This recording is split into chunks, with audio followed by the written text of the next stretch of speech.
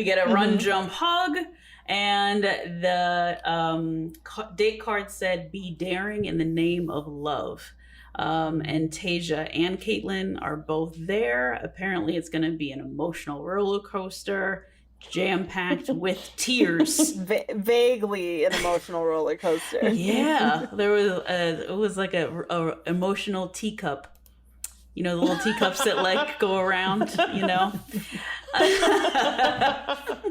So for this date, it's going to be Kay's Truth or Dare. And there's a series of dares all over the property. Allie just said this morning, we are already repeating our COVID dates because we just saw Tasia do this with the other ones. Yep. The same one. Yep. There was something about this one, though, that I really enjoyed. I really did like this one. Did you guys think it was like more fun than last season?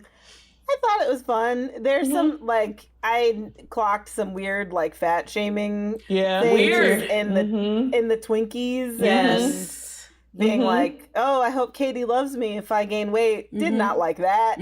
Bye, Mike. Like none of the people on there are fat. None of them would be considered fat. I don't think eating a bunch of Twinkies once is going to make you fat. Right. And if you're in a relationship where if you get fat, your partner's going to leave you, that's a bad relationship. Bad. And I was personally eating dessert, so I felt attacked. I know, I had bought a tray of cupcakes to watch the episode, and all of a sudden, I am under fire.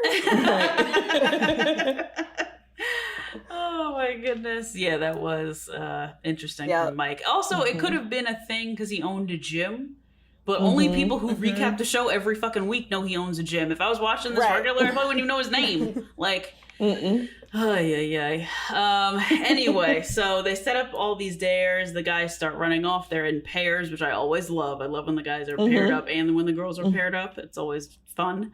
And this date feels like what it actually would be like to date Katie versus dating Tasia. You know what I mean? I feel like Katie would be like, we're getting waxing because I'm fun and interesting. I'm not boring. And like, Katie loves a bit. She loves a prank. Yes. She loves a joke. Yep. She loves a costume piece. Like, you can tell this girl, she's the fun one. Yes. Yes, she's the fun one. Yes. She's the fun one. Andrew S. continues with this Bridgerton accent. And saying, I'm not a fan. I'm not a fan either. Because I don't, like, in his mind, how is he using this? Like, do you bring a girl home and you've been British all night and then all of a sudden you're not British? Or, like, are you turning it on, like, just before you get in bed? Because I'd be like, oh, that's bonkers if you're that's weird. Switching on a British accent. Yeah. I like the content of what he said, though, because, like, washing your back is kind of hard. So, I mean, I would appreciate some help. Yeah, and you also can't sell a British accent after the show. Like, you know what I mean? Like, you can't say, I don't know what he's going to do with that.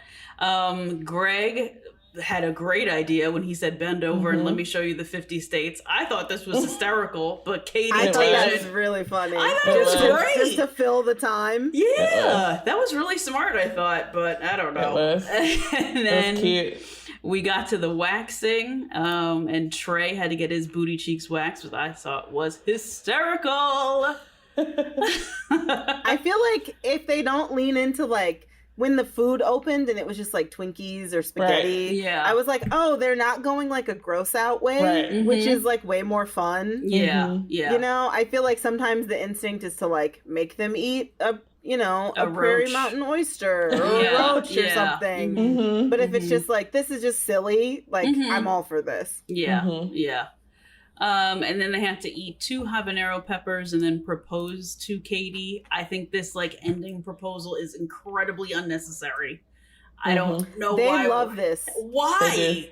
On Paradise, they made people eat a habanero and kiss to get a world record. They love making people eat a habanero. Yes, girl, I tell you, I got all the deep cut dates.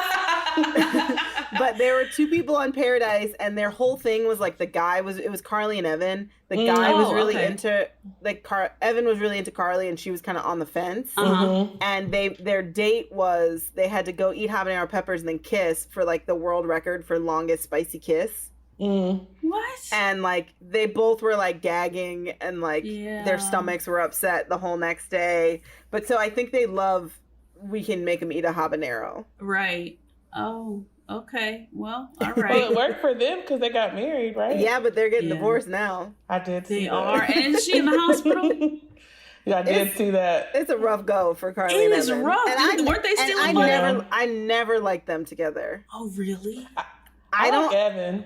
I don't like you, but I'm gonna convince you to like me. Date storyline. Yeah. Okay. I don't like them.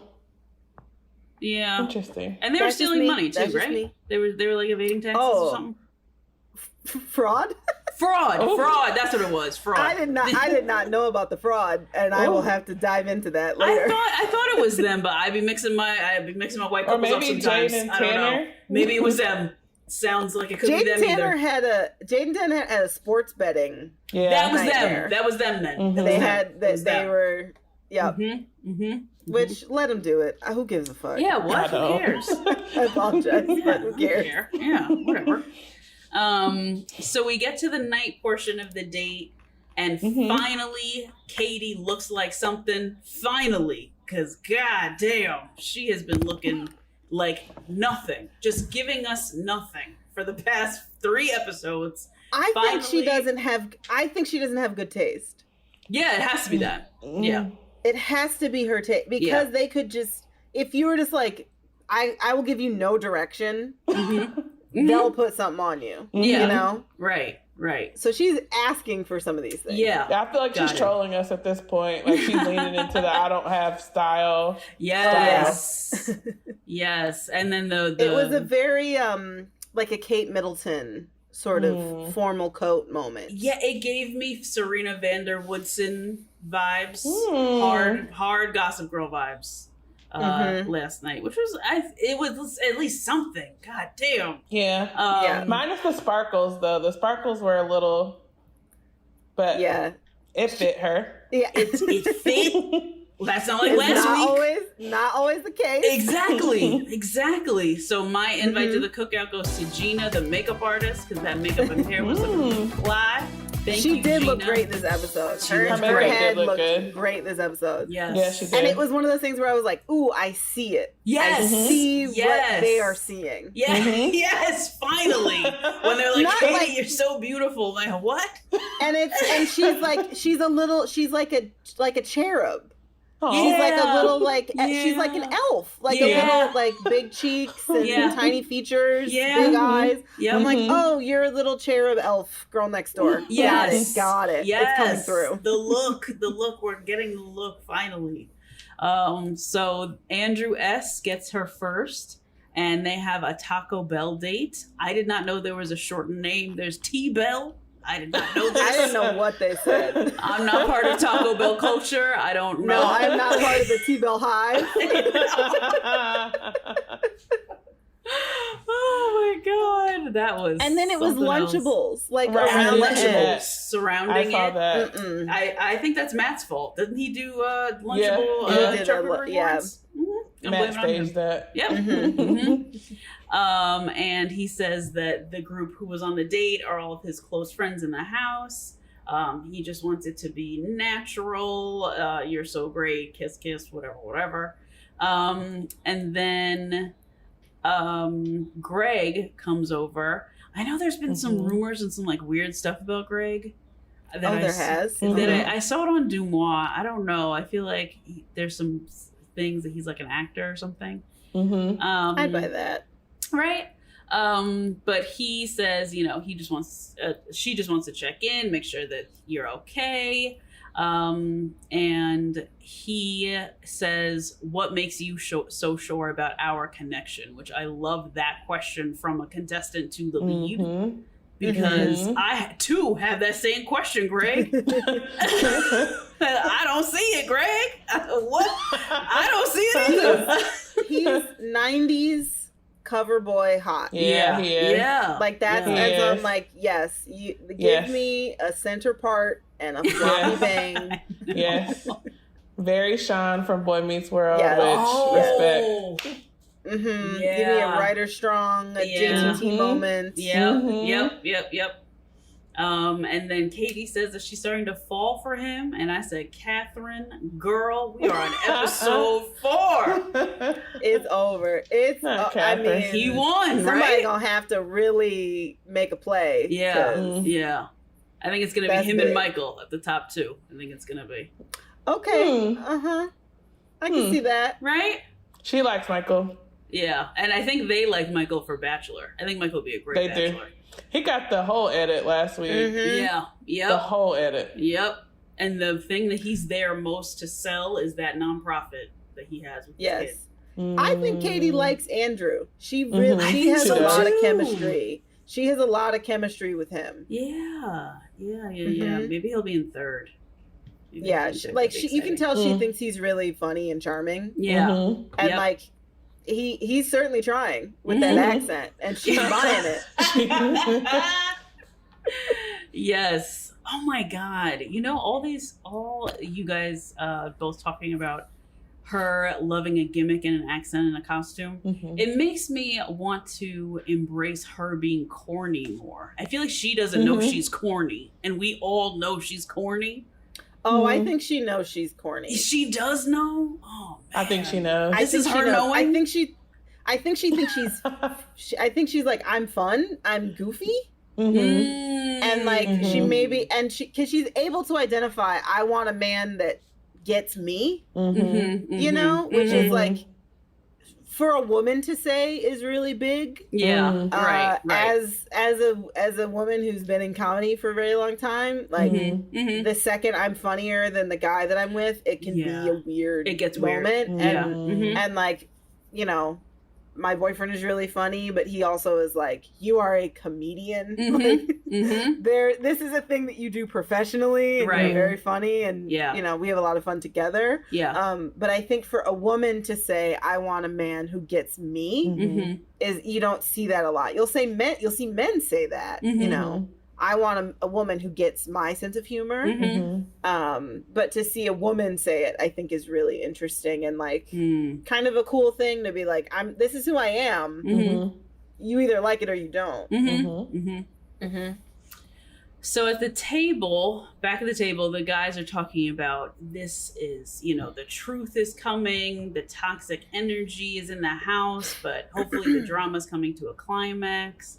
And Tre starts going off, and Natasha's on the side of, she does not like that Tre and Aaron are like hung up on Thomas. I agree. Don't know if you guys have ever worked in an office, but you know that person who's in the office who you can't fucking stand, and you start diagnosing them with like a full-blown anxiety disorder, narcissistic personality disorder. You start fully diagnosing that person. I feel like that's where the guys are right now. What are they, 20 days into living with this guy? They're probably at that point, and all we're seeing is them talking shit, but they have to interact. This is exactly like a coworker relationship. It's the same thing. I think, here's my thing. I don't think Thomas is that bad. Me either. Of a crime in Bachelor world. Oh yeah. You know, because he's not sitting around being like, oh, because there's people that have been on it that are like, oh, talking about when I'm the Bachelor, or even like Lauren B that Ben Higgins proposed to. She would not talk to the other women because she was like, I like him. Why are they going? You know, Ben told her really early that he liked her, so she became really standoffish. Like Thomas sort of it doesn't seem that bad of what he's doing, that you need that they're all like, he's a manipulator, he's manipulating you, he's manipulating us. Just saying, I think he wants to be the Bachelor is enough, but I don't think that's enough to bring to the lead. Right. Oh, right. Yeah, exactly. So we go back to the date. Andrew is like, you guys are so concerned about this guy, and I don't understand why. And Tre is like, he's getting roses, bro. He's fucking it up for all of us, bro. He's like getting real like.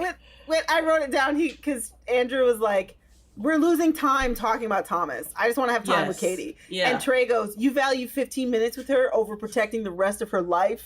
I was like, my boyfriend was like, this is not Shakespeare. What are you doing? Right. I don't think she's stupid either. Like, anytime they're like, we're protecting her, I think you're like belittling her radar. Like, she's probably dealt with fuckboys for a while for her to be 30 and on the show. So eventually she'll get it. I think Andrew was like, points were made. He's confident in his relationship. Right. She affirms him. The people who are so up in their feelings aren't getting affirmation from her. And Thomas is fine. So he's a threat, but he's just he just can't. Katie wants to have sex with Thomas. Like that's clearly. Like that's it. Like that's it. Have you seen the man's cheekbones? Right. I mean, you can see off them things. Like he's fine. He's tall. He's very tall. He's very fine. Katie right away was like, "Ooh, let me get some of that." Yeah. And I think she just wants to fuck him. And they're all like, "Oh, what is this?" Yeah, I think they wouldn't be as intimidated if Courtney said something like this. You know, listen, I love a Courtney. You do? I love a Courtney I like with a him Q. a little bit, I too. love a Courtney with a Q. When he was working out and he was like, Thomas was trying to get affirmation and Courtney like gave him none, but he was looking good. I was like, oh. I love Courtney with a Q. He also, it's so funny. He looks like the light skinned version of a friend of mine. So I keep texting my friend being like, you have a doppelganger that has infiltrated The Bachelor.